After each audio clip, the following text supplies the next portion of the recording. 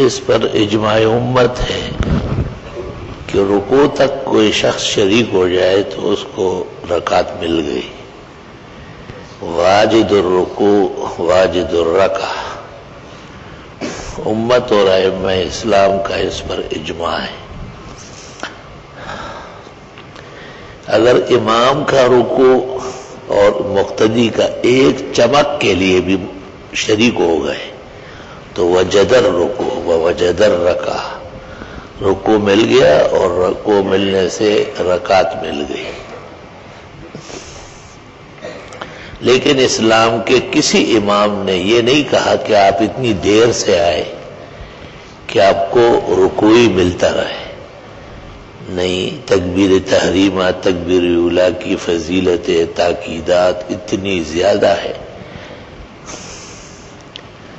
کہ جب سلف میں یہ فوت ہو جاتی تو لوگ ان کے ہاں تعزیت کرتے کہ بہت دکھ ہوا، آج آپ اتنی دیر سے آئے کہ پہلی تکبیر کے ساتھ آپ شریک نہ ہو سکے. ابو داؤد شریف میں ہے کہ اگر دو سجدوں میں سے ایک سجدہ بھی مل رہا ہے تو رکعت تو نکل چکی ہے، لیکن آپ کو یہ اجازت نہیں کہ دوسرا سجدہ آپ خود فوت کر لیں، آپ اس کو حاصل کرنے کی کوشش کریں. ترمذی شریف میں ہے کہ دو سجدوں میں سے جو آپ کو ایک مل رہا ہے شاید یہ وہی سجدہ ہو جس پر اللہ مغفرت کا اعلان کرتا ہے اور فیصلہ فرماتے ہیں. یہ جائز نہیں ہے کہ ایک نمازی آیا اور وہ کھڑا رہے، کبھی آستین صحیح کرتا ہے کبھی آنکھیں پوچھتا ہے کہ بھئی امام اوپر آ جائے تو میں ساتھ شریک ہوں گا. بہت ہی نامناسب بات ہے، بہت ہی غلط حرکت ہے.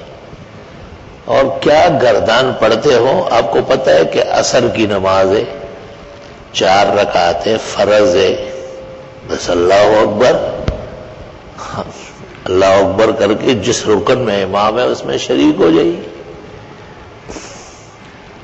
کتنے افسوس اور شرم کا مقام ہے کہ ایک عام سا آدمی آتا ہے، وہ اب مسئلے پر عمل کرتا ہے اور ہاتھ باندھتے ہی سیدھا سجدے میں جا رہا ہے، یا امام جس حالت میں ہے، اور ایک چمکتا ہوا چہرہ سنت داری چہرے پر جسے دیکھ کے لوگ مغالطہ کھائیں گے کہ یہ شاید طالب علم ہے، جبکہ وہ کاروباری ہو. التجار هم الفجار میں سے وہ کھڑا ہے،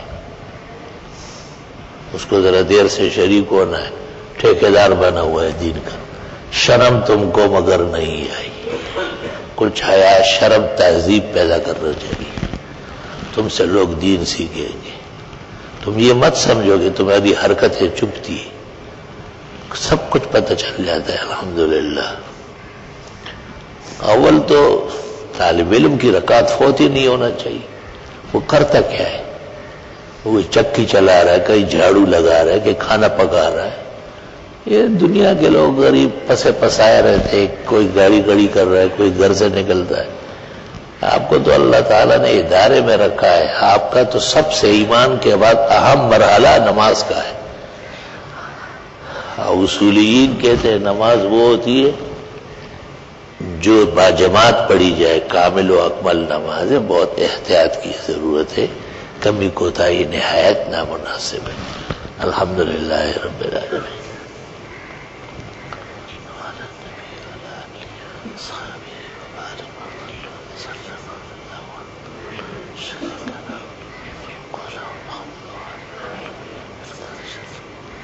ہمارے ایک عزیز بھائی ہے، فقیر محمد ایکس-رے والا کہلاتا ہے، وہ اچانک کہیں دل کا دورہ پڑا ہے. اب خیریت سے ہے، لیکن بہرحال صحت شفا تندرستی اور سلامتی کی دعا فرمائی. جامعہ کے استاذ ہے مولانا لال مرجان صاحب، ان کے والد صاحب کا انتقال ہوا ہے. وہ چند دن کی چھٹیوں پر گئے تھے، سنائے واپس آئے. تدریس اور بچوں کو، طالب علموں کو پڑھانے کا بہت ہی گرویدہ استاد ہے. وہ یہاں پہنچے اور پیچھے سے خبر آئی.